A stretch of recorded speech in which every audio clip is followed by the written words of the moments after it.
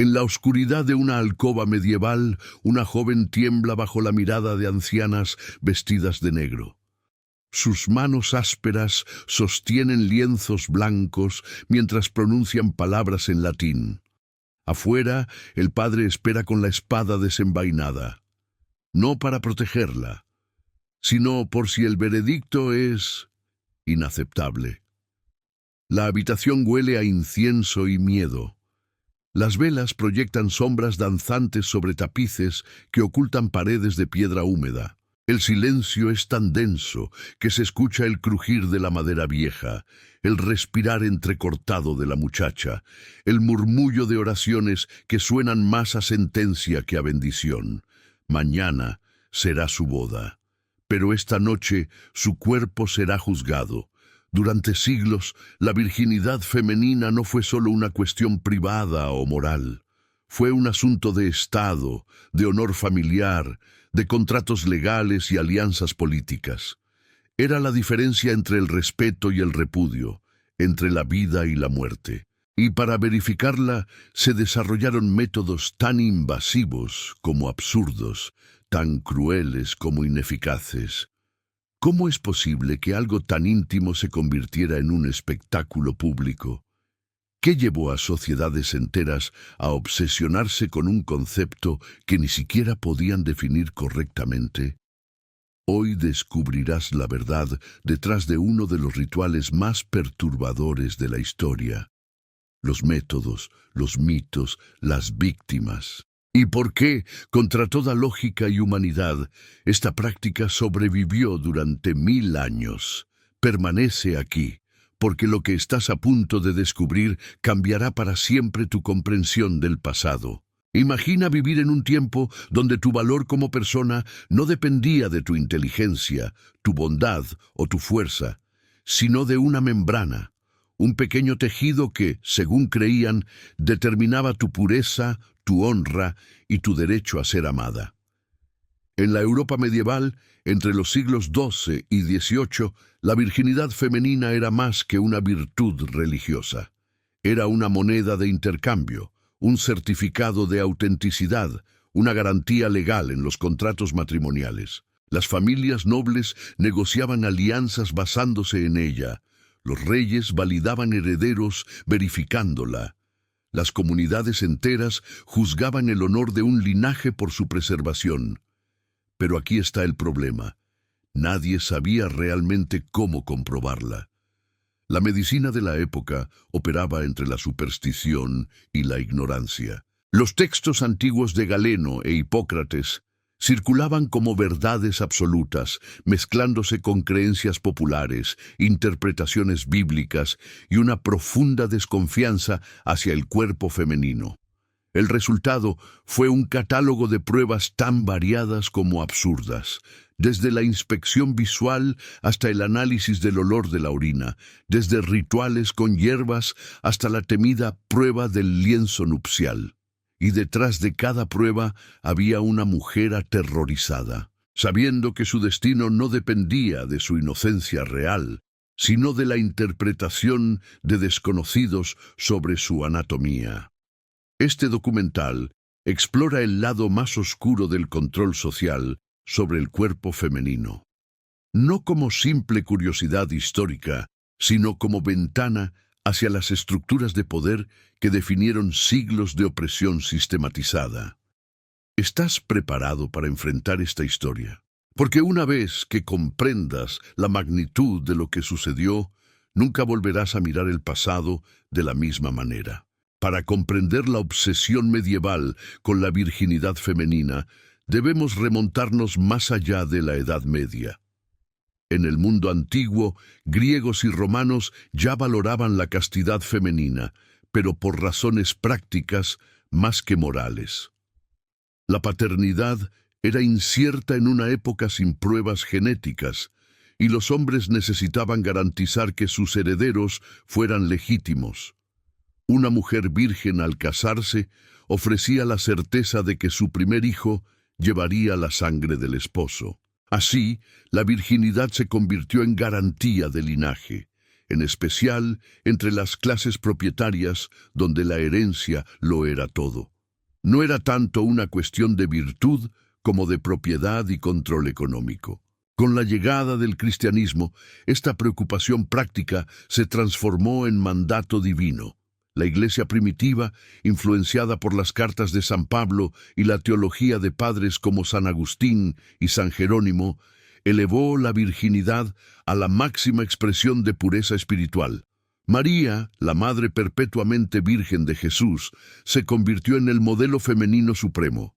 Las vírgenes consagradas eran veneradas como novias de Cristo, y en contraste, la sexualidad femenina fue paulatinamente demonizada, asociada con Eva, la tentación y la caída del hombre.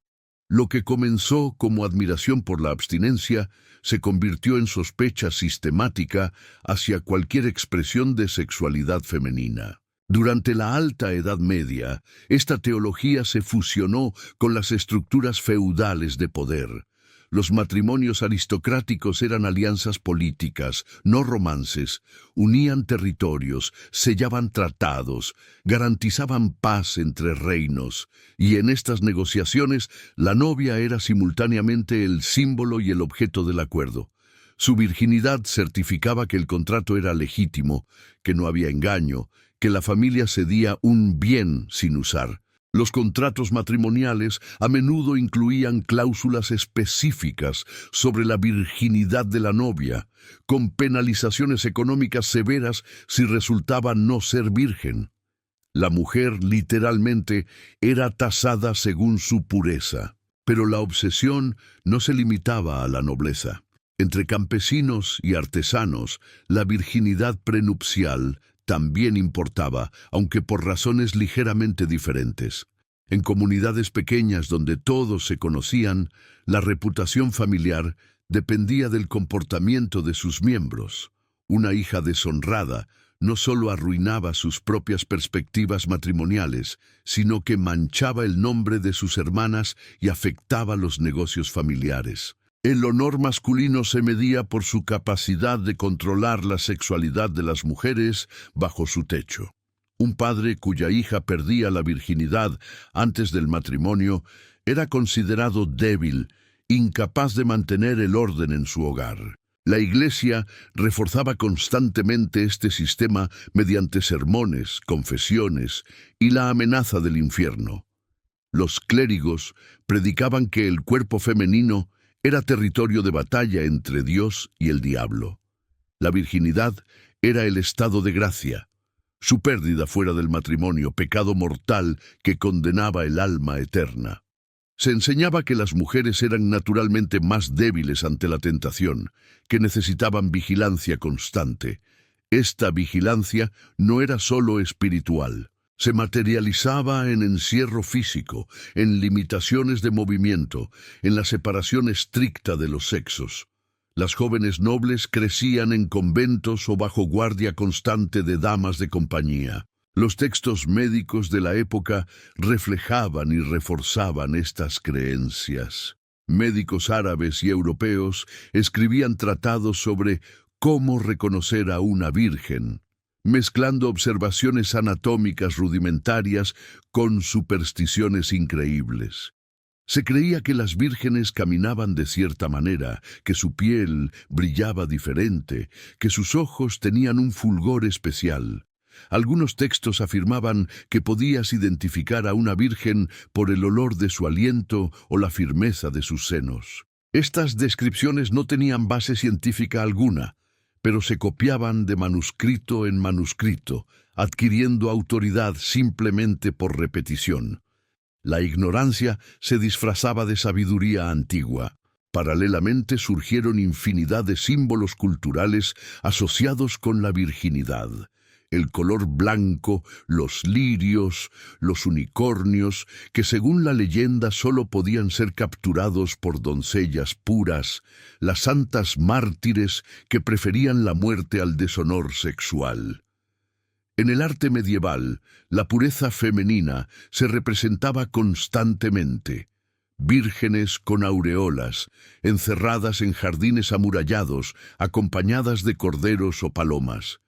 Estos símbolos no eran inocentes. Creaban un modelo inalcanzable de perfección que justificaba el control social. Si las mujeres eran como lirios frágiles, entonces necesitaban protección. Léase, vigilancia constante. Las leyes seculares también codificaron la obsesión. El Código Justiniano Romano, que influenció el derecho medieval, establecía diferentes castigos para la violación según el estado de la víctima. Violar a una virgen era considerado más grave que violar a una mujer casada o viuda, no por mayor daño a la mujer, sino porque destruía su valor matrimonial. Las leyes visigodas en España permitían a un violador casarse con su víctima virgen si pagaba una compensación a su padre, convirtiendo el crimen en transacción económica. La mujer no tenía voz en estas negociaciones. Era el objeto dañado cuyo valor debía ser restaurado o compensado. Esta estructura legal y cultural creó un mercado de la virginidad. Las familias pobres a veces vendían la virginidad de sus hijas a hombres ricos. Los conventos aceptaban donaciones de familias que entregaban hijas no deseadas, garantizando así su virginidad perpetua y evitando costos de dote. Surgieron intermediarios y casamenteras cuyo negocio era certificar la calidad de las novias potenciales. Y donde hay mercado, hay falsificación. Lo cual nos lleva al problema central. Si la virginidad tenía tanto valor, ¿cómo se podía verificar? ¿Cómo distinguir lo auténtico de lo falso? Así, hacia el siglo XII, Europa había construido un sistema completo donde la virginidad femenina era simultáneamente sacramento religioso, contrato legal, mercancía económica y símbolo cultural. Pero este sistema tenía una falla fundamental. Se basaba en verificar algo que la ciencia de la época no comprendía, y esa ignorancia, combinada con tanto poder e interés, daría lugar a algunas de las prácticas más crueles y absurdas de la historia humana. La pregunta que atormentaba a padres, esposos y jueces era simple pero terrible. ¿Cómo estar seguros? La búsqueda de métodos para verificar la virginidad generó un catálogo extraordinario de supersticiones, observaciones erróneas y pseudociencia que se transmitió durante siglos. Los médicos medievales heredaron textos de Hipócrates, Galeno y médicos árabes como Avicena, pero los interpretaron a través del filtro de su propia cultura obsesionada con el control sexual femenino. El resultado fue una mezcla extraña donde anatomía rudimentaria se combinaba con magia simpática, donde la observación clínica se confundía con el pensamiento mágico. Y lo más peligroso, estos métodos se presentaban con autoridad académica, como conocimiento establecido que no debía cuestionarse. Uno de los mitos más persistentes era que podías identificar a una virgen por su apariencia física general. Los tratados médicos describían que las vírgenes tenían pechos firmes y elevados, vientre plano, caderas estrechas y muslos que no se tocaban al caminar. Se creía que el acto sexual transformaba literalmente el cuerpo femenino, ensanchándolo, volviéndolo más pesado y menos grácil.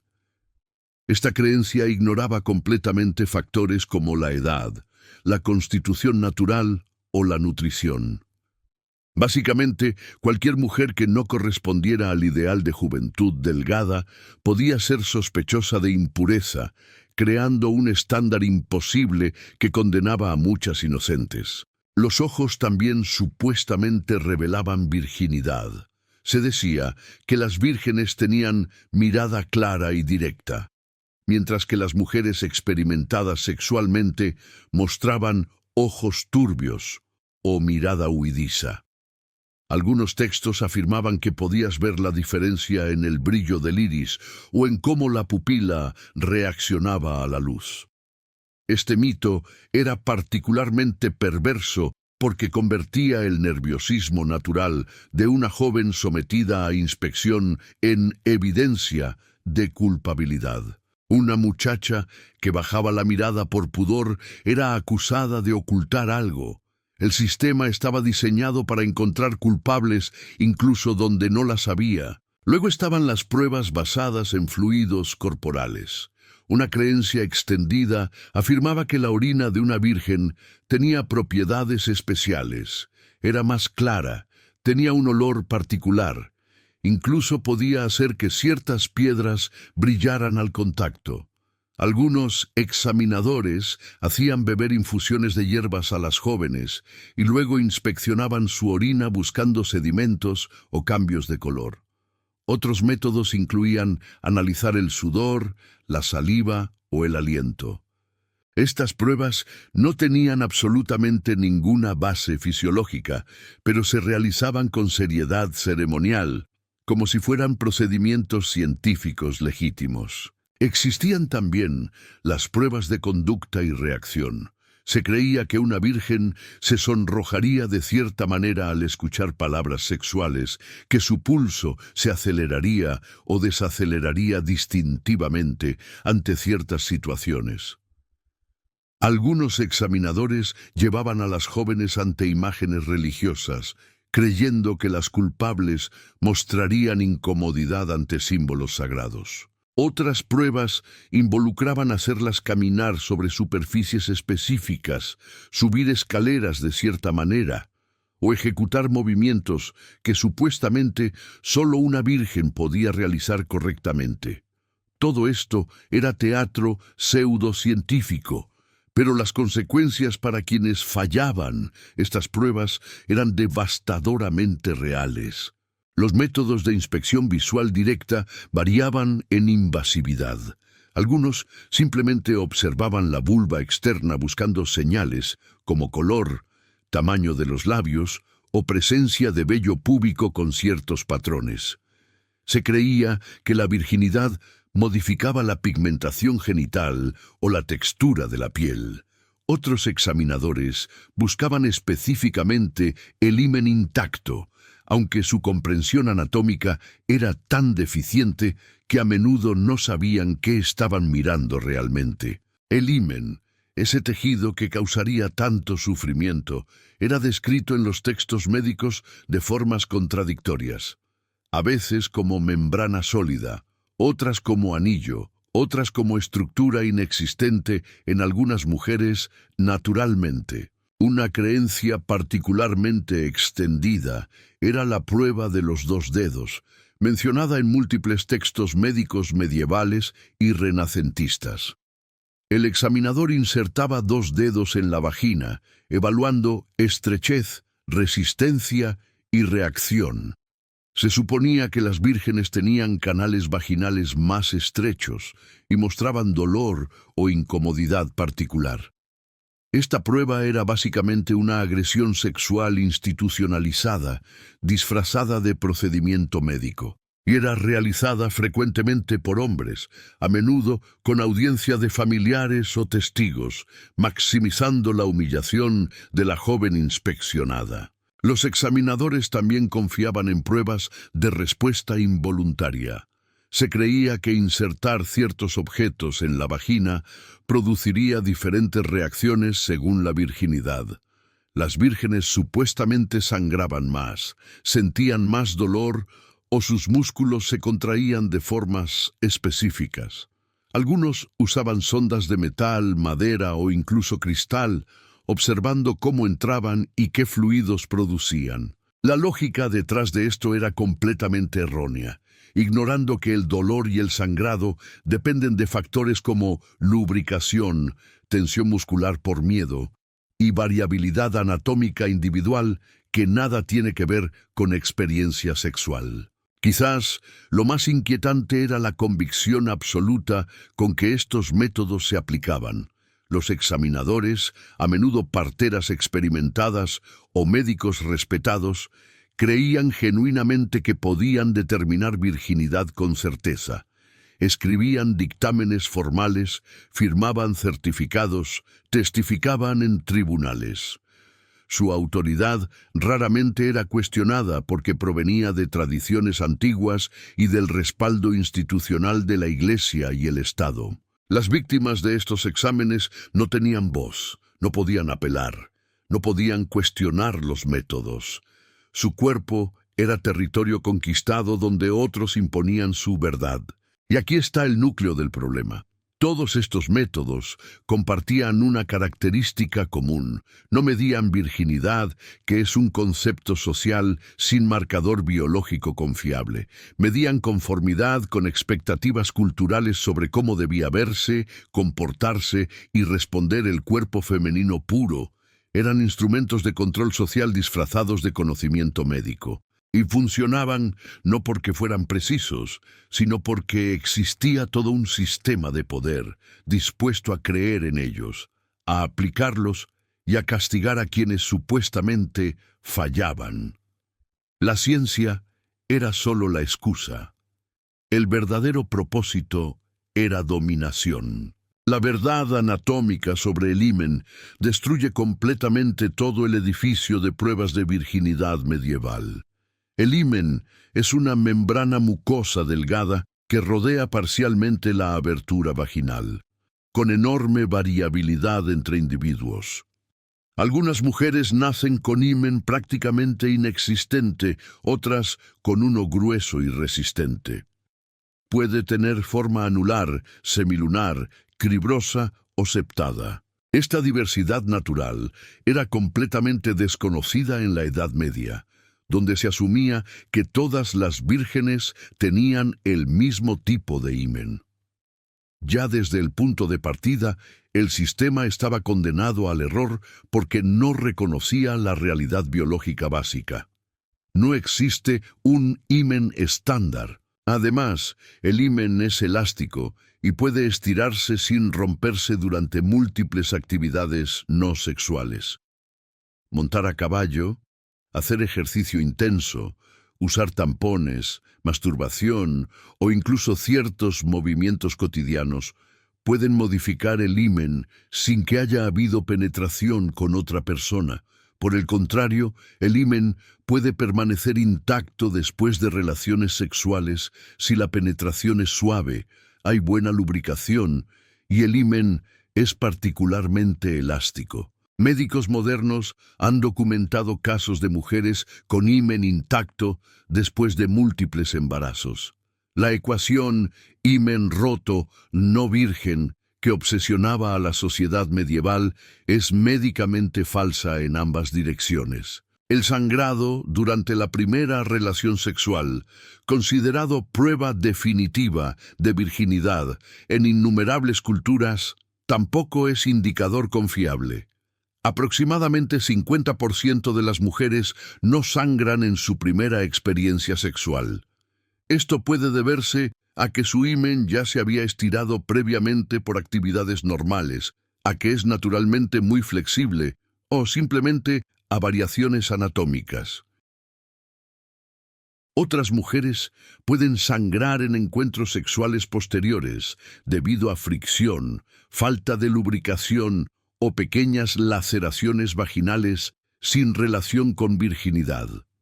El lienzo manchado de sangre que tantas novias medievales debían exhibir era, en muchos casos, imposible de producir naturalmente, sin importar cuán puras fueran. La estrechez vaginal, otro supuesto indicador de virginidad, tampoco tiene correlación real con experiencia sexual.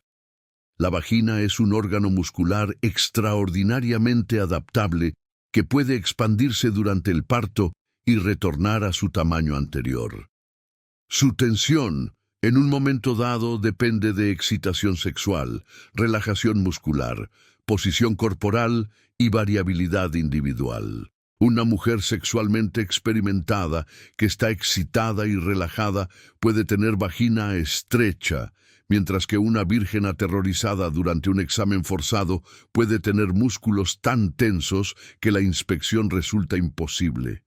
Medir estrechez como proxy de virginidad revela ignorancia completa sobre fisiología sexual femenina. Los médicos medievales tampoco comprendían el ciclo menstrual ni las secreciones vaginales normales, lo que llevaba a interpretaciones erróneas durante los exámenes.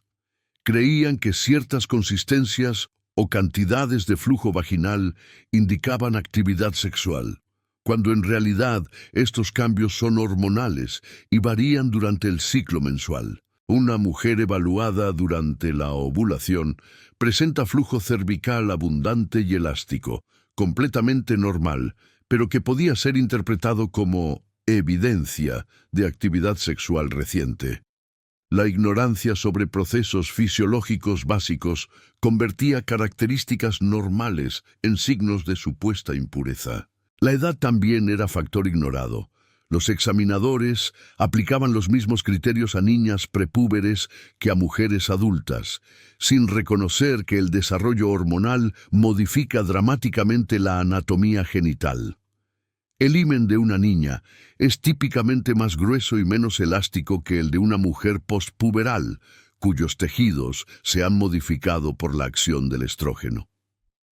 Juzgar a todas por el mismo estándar garantizaba errores de evaluación masivos. Y estos errores tenían consecuencias devastadoras para las evaluadas, especialmente las más jóvenes sometidas a inspecciones traumáticas. Quizás lo más revelador es que médicos árabes medievales como Avicena y Albucasis escribieron advirtiendo que la virginidad no podía determinarse con certeza mediante examen físico. Reconocían la variabilidad anatómica y la posibilidad de que el himen se rompiera por causas no sexuales. Pero estas advertencias fueron sistemáticamente ignoradas en Europa, donde la necesidad social de verificación superaba la honestidad científica. Las instituciones preferían la ilusión de certeza que ofrecían los examinadores confiados, aunque esa confianza careciera de base real. Los casos históricos documentados demuestran estas contradicciones constantemente.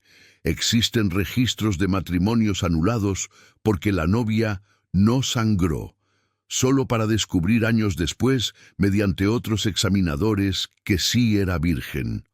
Otras mujeres fueron ejecutadas por mentir sobre su pureza, cuando exámenes modernos de sus restos han mostrado que tenían razón. Los archivos judiciales están llenos de peritajes contradictorios, donde diferentes examinadores llegaban a conclusiones opuestas sobre la misma mujer. Esto no era porque algunos fueran incompetentes, sino porque el método mismo era imposible. El dolor durante la penetración, supuestamente indicador de primera vez, también depende de factores psicológicos y situacionales más que de virginidad. Una mujer relajada, excitada y con pareja considerada típicamente experimenta menos dolor que una aterrorizada en su noche de bodas con desconocido.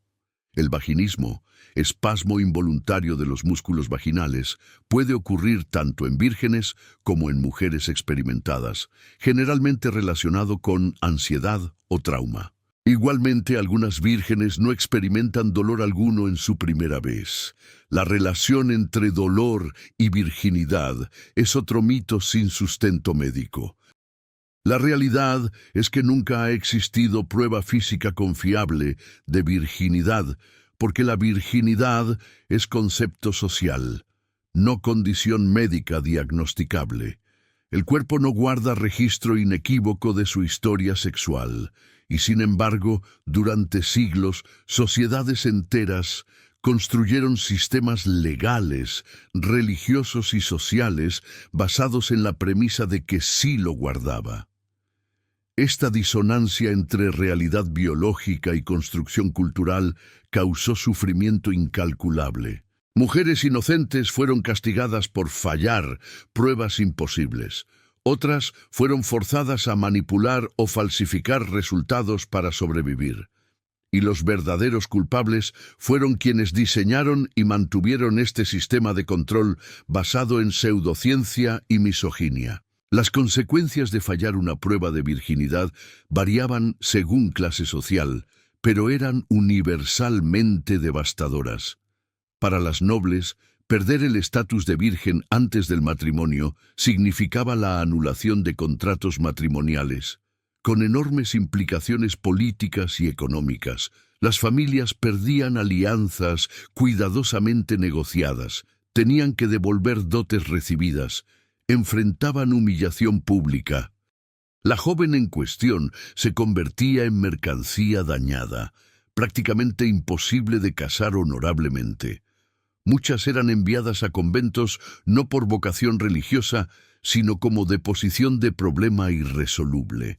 Allí vivirían encerradas el resto de sus días, castigadas por pecado que quizás nunca cometieron. Entre campesinos y artesanos, las consecuencias podían ser incluso más violentas. Los registros judiciales medievales están repletos de casos donde novias descubiertas como no vírgenes en la noche de bodas fueron golpeadas, repudiadas públicamente o incluso asesinadas por sus propios familiares para lavar el honor. El concepto de crimen de honor, donde matar a la mujer deshonrada era visto como restauración de la dignidad familiar, encontraba su justificación en estas situaciones. Los perpetradores frecuentemente recibían sentencias leves o ninguna, porque se consideraba que habían actuado comprensiblemente ante provocación extrema. La vida femenina valía menos que el honor masculino. Los archivos de la Inquisición contienen casos particularmente perturbadores. Mujeres acusadas de brujería eran sometidas a exámenes de virginidad porque se creía que las brujas perdían su virginidad al copular con demonios. Si el examen determinaba que no eran vírgenes, esto se usaba como evidencia de pacto diabólico, independientemente de explicaciones mundanas. Algunas confesaban bajo tortura haber tenido relaciones con Satanás, cuando la realidad era que habían sido violadas por hombres reales. El sistema convertía a las víctimas en culpables, y su propia anatomía se volvía testimonio en su contra.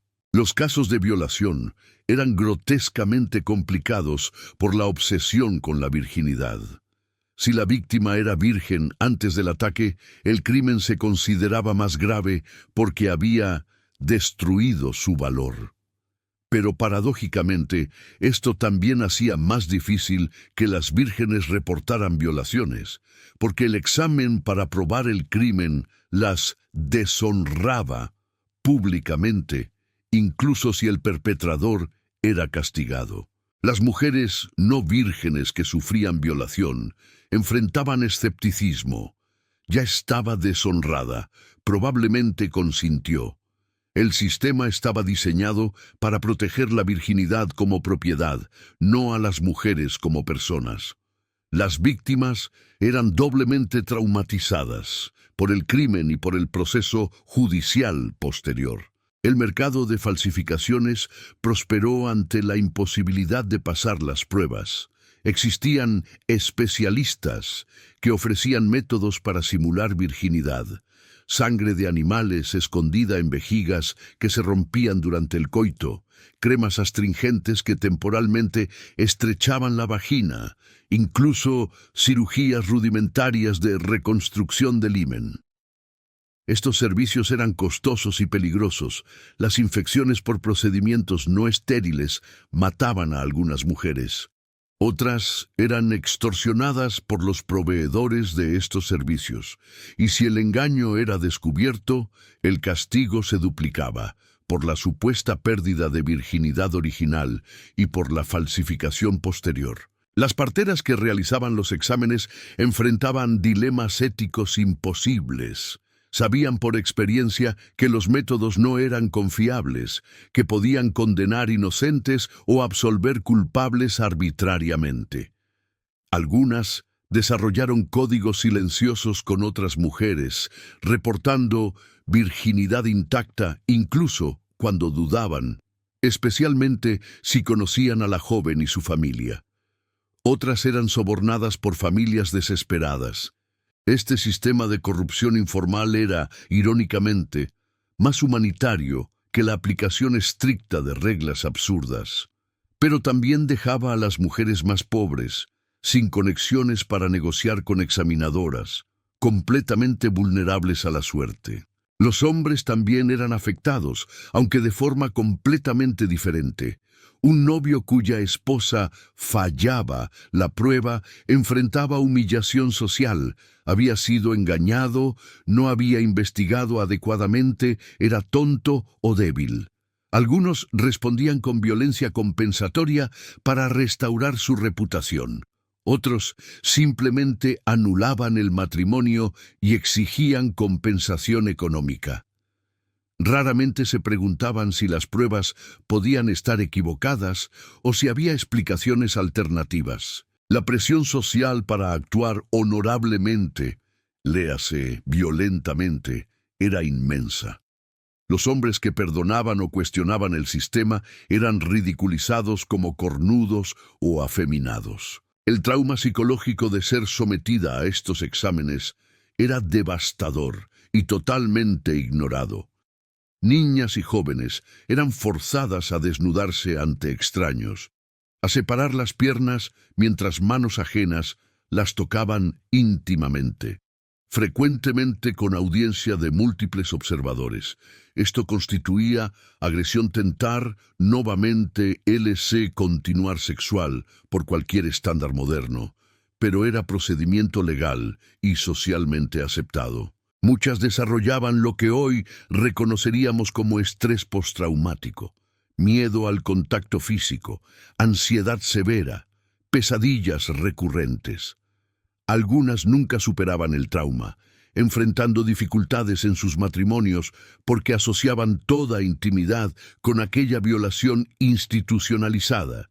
No existen registros de apoyo psicológico o reconocimiento del daño causado.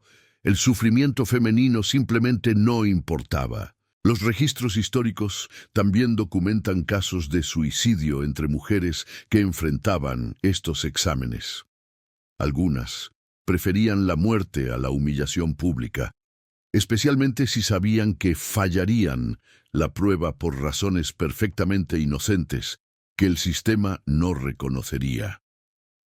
Los cronistas medievales registran estos suicidios sin empatía aparente, a veces comentando que demostraban su culpabilidad al huir mediante la muerte. No se consideraba que el sistema mismo pudiera ser responsable. La mujer que se suicidaba era débil, cobarde o culpable, nunca víctima de un aparato social diseñado para destruirla. Quizás la consecuencia más profunda era cómo este sistema moldeaba la psicología femenina generacionalmente. Las niñas crecían sabiendo que su valor dependía de una membrana, que su cuerpo sería eventualmente inspeccionado y juzgado, que un veredicto arbitrario determinaría su futuro completo. Esto generaba vigilancia constante, miedo perpetuo, interiorización de culpa incluso por pensamientos sexuales normales. Las mujeres aprendían a verse a sí mismas como los hombres las veían, objetos cuya pureza debía preservarse para transacción futura. Este condicionamiento psicológico era quizás el control más efectivo de todos, porque no requería examinadores externos. Las mujeres se convertían en guardias de su propia prisión.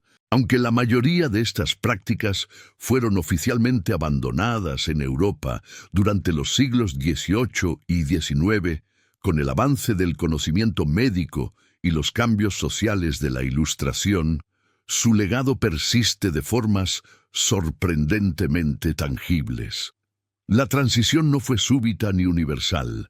En regiones rurales de Europa, exámenes informales de virginidad continuaron hasta bien entrado el siglo XX, realizados por comadronas de la comunidad antes de bodas. La ciencia médica moderna finalmente declaró imposible determinar virginidad mediante examen físico, pero esta verdad tardó décadas en permear todos los estratos sociales, y en muchas culturas alrededor del mundo, estas prácticas nunca desaparecieron realmente. Hoy, en 2025, la Organización Mundial de la Salud estima que las pruebas de virginidad todavía se practican en al menos 20 países. En algunas regiones de Medio Oriente, África, Asia y América Latina, las novias son sometidas a inspecciones prenupciales. Los contextos culturales varían, pero la lógica subyacente permanece idéntica a la medieval. Control de la sexualidad femenina, protección del honor familiar, verificación de pureza como condición para el matrimonio. Los métodos también son notablemente similares. Inspección del himen, prueba de los 2 dedos, exigencia del lienzo manchado de sangre. La medicina moderna ha demostrado que todo esto carece de validez, pero la tradición pesa más que la evidencia. La himenoplastia, cirugía de reconstrucción de virginidad, es industria médica floreciente en múltiples países. Mujeres pagan miles de dólares para que cirujanos reconstruyan sus hímenes antes del matrimonio, temiendo repercusiones sociales o incluso violencia si no sangran en su noche de bodas. Esta demanda existe porque la presión social persiste, porque las consecuencias de fallar siguen siendo devastadoras en ciertas comunidades. Irónicamente, la medicina moderna que demostró la imposibilidad de verificar virginidad, ahora ofrece falsificarla quirúrgicamente. El negocio no es solo médico, es control social disfrazado de servicio de salud. Los crímenes de honor relacionados con virginidad continúan ocurriendo. Naciones Unidas estima que 5.000 mujeres son asesinadas anualmente por razones de honor, muchas relacionadas con sexualidad prenupcial real o percibida.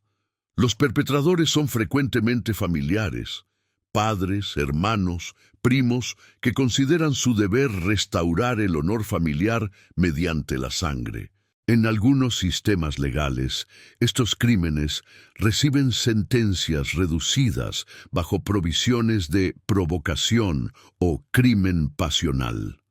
La lógica medieval que valoraba el honor masculino sobre la vida femenina persiste codificada en leyes contemporáneas. Incluso en sociedades donde estas prácticas extremas no existen, el concepto de virginidad sigue cargado de peso desproporcionado. Estudios sociológicos muestran que jóvenes en países desarrollados internalizan mensajes contradictorios sobre sexualidad.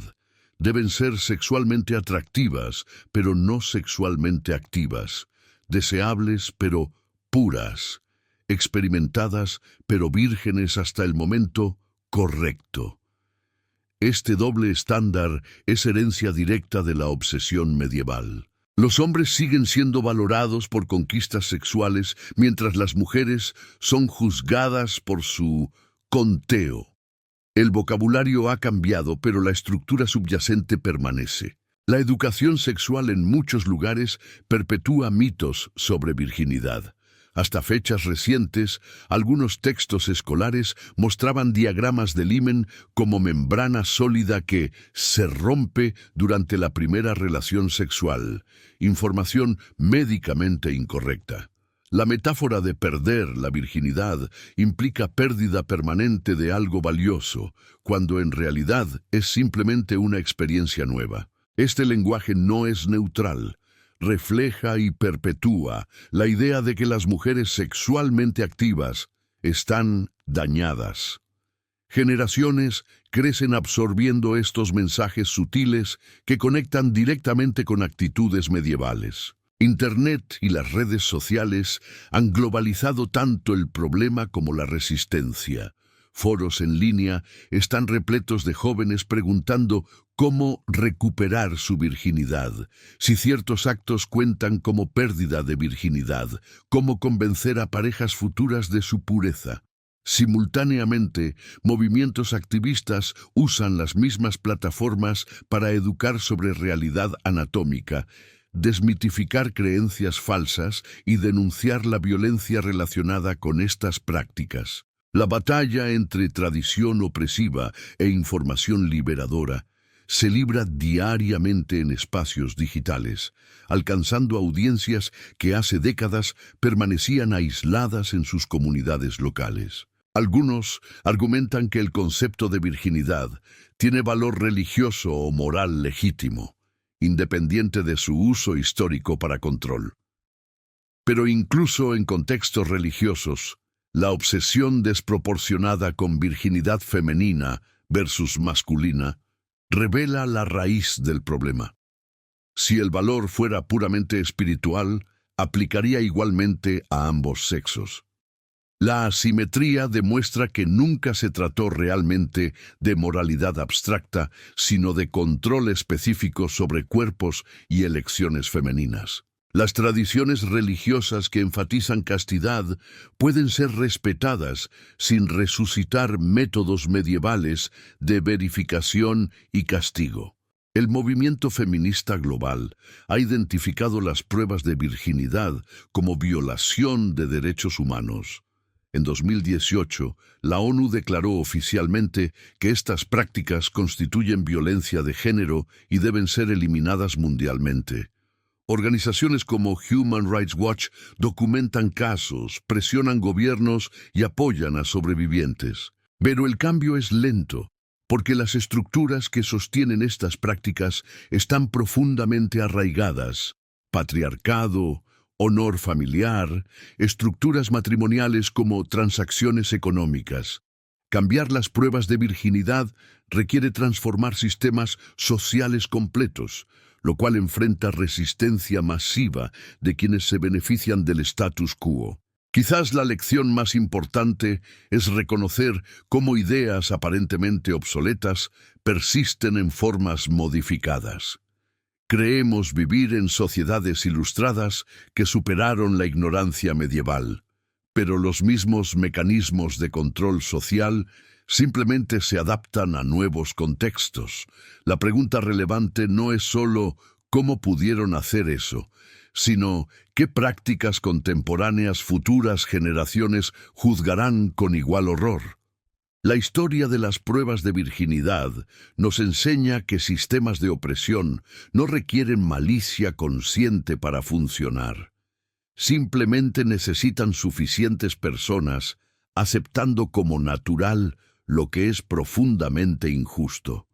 Y esa aceptación comienza cuando dejamos de cuestionar. La sangre en el lienzo nunca fue prueba de pureza. Era tinta para escribir contratos donde las mujeres eran cláusulas, no firmantes. Durante 1000 años, generaciones de mujeres vivieron aterrorizadas por una prueba que la ciencia moderna demostró imposible. Fueron juzgadas por estándares anatómicos que no existían, castigadas por fallar exámenes diseñados para fallar. Sus cuerpos se convirtieron en campos de batalla donde se libraban guerras sobre honor, poder y control que nunca les pertenecieron. Lo más perturbador no es que esto sucediera en la oscuridad medieval, sino que continúa sucediendo hoy. Que médicos modernos con acceso a toda la evidencia científica sigan realizando pruebas que saben carentes de validez.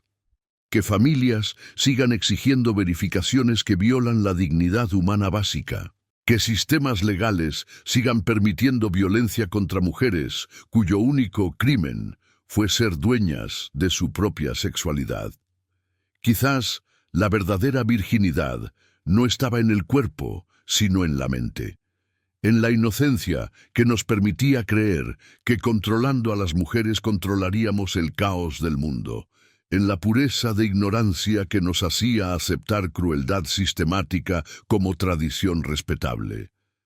Pero ya no hay excusa para la ignorancia. La evidencia está disponible. La verdad es conocida. Continuar perpetuando estos sistemas no es preservar tradición, es elegir la opresión conscientemente. La pregunta que queda es simple. ¿De qué lado de la historia queremos estar? ¿Qué otro secreto oscuro del pasado quieres que descubramos juntos? Déjalo en los comentarios. Si esta historia te impactó, compártela. Suscríbete para más verdades ocultas que cambiaron el mundo, porque entender el pasado es la única forma de no repetirlo.